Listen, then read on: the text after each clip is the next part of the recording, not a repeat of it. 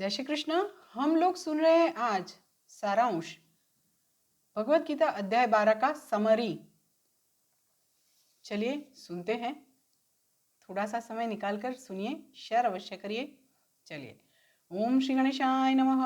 ओम M सरस्वत्यै नमः। ओम श्री सद्गुरुदेवेभ्यो नमः। श्री कृष्ण शरणम मम। अध्याय 12 भक्ति योग का सारांश समरी। यहाँ पे अर्जुन ने जब पूछा था कि जो भी मनुष्य भक्त सतत कंटिन्यूसली आपकी भक्तिमय सेवा में लगे हुए रहते हैं और जो मनुष्य जो भक्त अव्यक्त निर्विशेष ब्रह्म की उपासना करते हैं, उस दोनों में से किसको सिद्ध मानना, किसको पूर्ण मानना, किसको पूर्ण सिद्ध मानना। कृष्ण भगवान जो हैं साकार निराकार की समझ तो दे चुके हैं और यहाँ पे अध्यात्मवादियों को दो वर्गों में हम लोग डिवाइड कर सकते हैं। एक निर्विशेषवादी और एक है सगुणवादी। परम सत्य का जो साक्षात्कार है उसकी विभिन्न पद्धतियां जो हैं उसमें भक्ति योग यानी भक्तिमय सेवा सर्वोपरि है, उत्कृष्ट है, सर्वोत्कृष्ट है। जो कोई भी मनुष्य है उनको अगर भगवान का सान्निध्य चाहिए तो उनको पूर्ण पुरुषोत्तम परमेश्वर की भक्तिमय सेवा जो है वो अपनानी चाहिए। बहुत सारे लोग ऐसे भी होते हैं जो कि कृष्ण के साकार रूप के प्रति अनुरक्त नहीं होते हैं और ऐसे दृढ़ तरीके से वो अलग भी रहते हैं। वस्तुतः अध्यात्मवादी जो है उसके दो वर्ग है और अर्जुन उसमें से फिक्स करना चाहते हैं कि कौन सी पद्धति सुगम है और दोनों में से कौन सा वर्ग जो है सबसे ज्यादा परिपूर्ण है, पूर्ण है। उसके जवाब में अर्जुन जब ये प्रश्न पूछते हैं तो पूर्ण पुरुषोत्तम परमेश्वर बताते हैं कि जो भी मनुष्यों मेरे साकार रूप में अपने मन को स्थिर करते हैं और अत्यंत श्रद्धा पूर्वक मेरी पूजा में परायण रहते हैं वो मेरी दृष्टि से परम सिद्ध है। भगवान बताते हैं कि मनुष्य उनके साकार रूप पर ध्यान एकाग्र करता है और श्रद्धा भक्ति पूर्वक उनकी पूजा करता है। उसमें ये जो गुण होते हैं उसी मनुष्य को योग में सर्वाधिक सिद्ध गिनना चाहिए। परंतु जो लोग विभिन्न इंद्रियों को संयमित करके तथा सभी के प्रति संभाव रखकर परम ब्रह्म के निराकार जो रूप है उसके अव्यक्त तरीके से पूर्ण पूजा करते हैं और इंद्रियों की अनुभूति से ऊपर भी है, सर्वव्यापी है, अचिंत्य है, अपरिवर्तनीय है, अचल है तथा स्थिर है और वैसे सभी के कल्याण में डूबे हुए जो हैं वो सभी भक्तजन अंत में मुझे प्राप्त करते हैं। जो लोग भगवान कृष्ण की प्रत्यक्ष पूजा किए बिना परोक्ष पद्धति से समान उद्देश्य पाने का प्रयत्न करते हैं वो भी अंत में श्री कृष्ण भगवान को प्राप्त करते हैं। अनेकानेक जन्मों के बाद भी बुद्धिशाली मनुष्य जो हैं वासुदेव ही सब कुछ है ऐसे मानकर उनकी शरणों में आ जाते हैं। जो मनुष्यों के मन परमेश्वर में अव्यक्त निर्विशेष भाव प्रति आसक्त हो उनके लिए प्रगति करना अत्यंत कष्टप्रद होता है। देहधारियों के लिए उसी क्षेत्र में प्रगति करना साधना दुष्कर रहता है।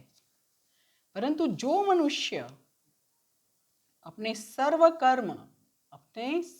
कर्म मुझ में अर्पित करके अविचल भाव से भक्ति करता रहकर मेरी ही सेवा में जब लगा रहता है और अपने मन को मेरे में स्थिर करके निरंतर मेरा ध्यान करता है, उन लोगों के लिए, ऐसे मनुष्यों के लिए, ऐसे भक्तों के लिए मैं जन्म मरण रूपी सागर में से, समुद्र में से उनका तत्काल उद्धार करने वाला बनता हूँ।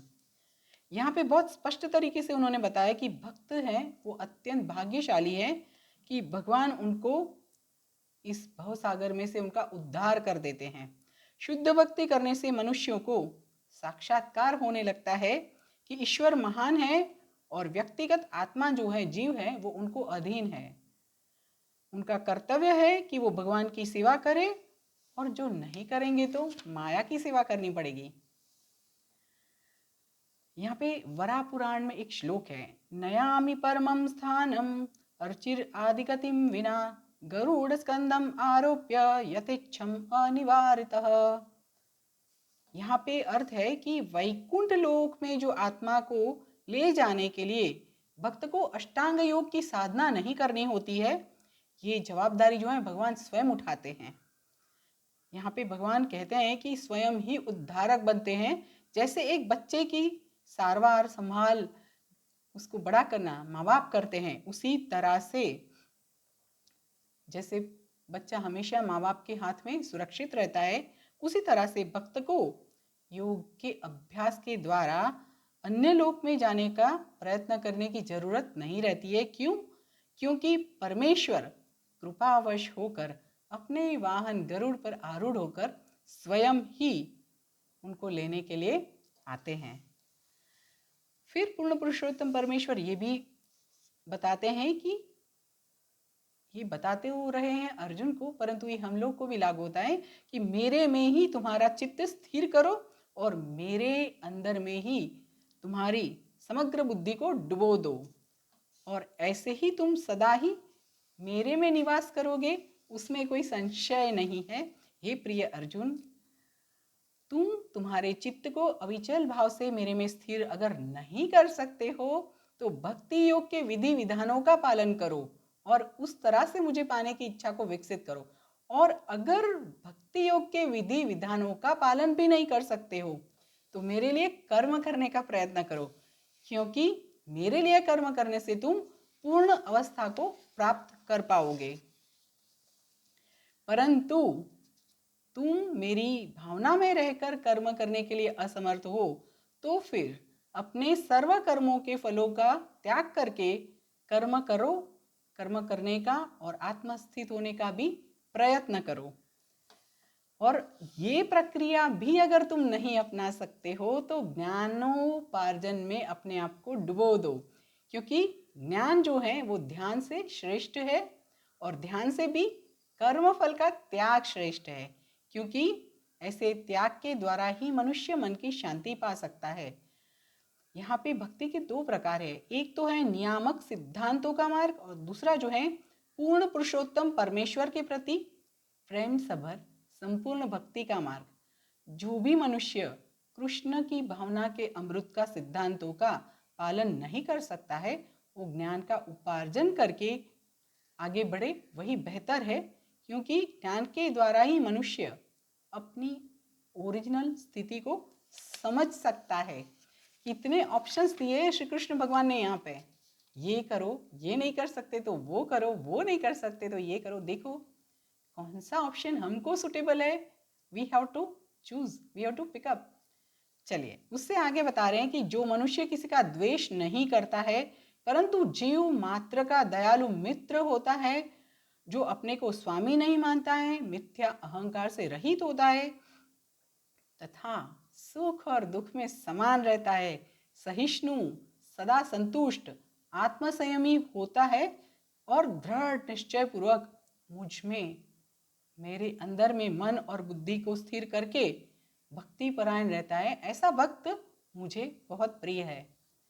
जो किसी को ना तो कष्ट देता है न किसी कारण से अस्वस्थ होता है, जो सुख तथा दुख में, भय तथा चिंता में समभाव युक्त रहता है, ऐसा भक्त मुझे बहुत प्रिय है, प्रिय होता है। इस श्लोक में ये बताया है कि भक्तों के किसी किसी जो गुण का जो यहाँ पे वर्णन हुआ है उसमें ये भी है कि ऐसा भक्त किसी भी व्यक्ति के द्वारा भी कष्ट, चिंता, भय, संतोष, असंतोष कुछ भी नहीं पाता है, अविचल स्थिर। बहुत कठिन है परंतु भगवत गीता में तो श्री कृष्ण भगवान ने ये बताया हुआ है, जो अर्जुन को बताया वो हम सुन रहे हैं। चलिए फिर, जो भक्त प्रवृत्तियों के सामान्य घटनाक्रम पर अवलंबित नहीं रहता है, हम लोग हमेशा अवलंबित रहते हैं। आज तो ये उठे हैं सुबह में, चलिए ये करने के बाद ये हो जाना चाहिए, अगर वो नहीं हुआ तो हमारा अवलंबन बढ़ जाता है कि भाई मूड खराब हो गया, वही बात यहाँ पे बताइए कि जो भक्त प्रवृत्तियों के सामान्य घटनाक्रम से अवलंबित नहीं होता है, जो पवित्र, निपुण, चिंता रहित और समस्त दुखों से मुक्त रहता है और किसी भी फल के लिए प्रयास नहीं करता है कि मैंने ये कर्म किया है तो उसका ये फल मिलना चाहिए, ऐसा भक्त मुझे अत्यंत प्रिय है। जो ना कभी हर्ष पाता है, ना कभी शोक पाता है, जो ना पश्चाताप करता है, ना कभी कुछ इच्छा करता है, शुभ तथा अशुभ दोनों चीजों का वो परित्याग करता है, ऐसा भक्त मुझे अत्यंत प्रिय होता है। जो शत्रु तथा मित्रों के प्रति समान तरीके से वर्तन करता है, हमेशा संभाव रखता है, शत्रु और मित्रों में एक तरह वर्तन करता है, जो मान तथा अपमान में, ठंडी तथा गर्मी में, सुख दुख में, कीर्ति अपकीर्ति में समभाव युक्त रहता है, दुसंग से, खराब संग से हमेशा अलग रहता है, सदा मौन धारण करता है और जो मिलता है उसी वस्तु से संतुष्ट भी रहता है, जो निवास के लिए ना तो घर की परवाह करता है और जो ज्ञान में हमेशा दृढ़ रहता है और भक्ति में संलग्न रहता है, ऐसा मनुष्य मुझे अत्यंत प्रिय है। यहाँ पे श्री कृष्ण भगवान अलग अलग तरीके से अपने भक्त का वर्णन बता रहे हैं कि कैसा भक्त उनको प्रिय है। और जो लोग, जो मनुष्य ये भक्ति योग का अविनाशी पंथ का अनुसरण करते हैं और मुझे ही अपना सर्वोपरि ध्येय मानते हुए श्रद्धा पूर्वक पूर्ण तरीके से मेरे में, मुझ में परायण रहते हैं, ऐसे भक्त मुझे अतिशय प्रिय होते हैं। दूसरे शब्द में अगर बात करते हैं तो इस अध्याय में ऐसा निर्णय हुआ है यहाँ पे कि सत्संग से मनुष्य में शुद्ध भक्ति उद्भव होती है और शुद्ध भक्ति जो है उसके प्रति मनुष्य की आसक्ति भी होती है, जिससे वो सद्गुरु का आश्रय लेता है और उनके पास से श्रद्धा, आसक्ति तथा भक्ति पूर्वक अच्छी चीजों का श्रवण, कीर्तन, मनन, चिंतन और पठन करता है। भक्ति विषय का नीति नियम जो है उसका पालन अगर करने लग जाता है और उसी तरह से भगवान की सेवा में, दिव्य सेवा में परायण भी हो जाता है। पूर्ण पुरुषोत्तम परमेश्वर को पाने के लिए भक्ति योग ही आत्म साक्षात्कार का एक और एकमात्र सर्वोत्तम मार्ग है। ये आज यहाँ पे 12वें अध्याय भक्ति योग अध्याय का यही निरूपण है। यहीं पे हम लोग रुकते हैं क्योंकि भक्ति योग का पूरा सारांश मैंने आपको बताया। सुनिए, आप अपने लिए 15 मिनट का समय निकालिए सारांश सुनने के लिए और शेयर अवश्य करिए। चलिए अभी मेरे साथ आप बोल सकते हैं, तो बोलिए, श्री कृष्ण शरणम मम, श्री कृष्ण शरणम मम, श्री कृष्ण शरणम मम, श्री कृष्ण शरणम मम, श्री कृष्ण शरणम मम। जय श्री कृष्ण।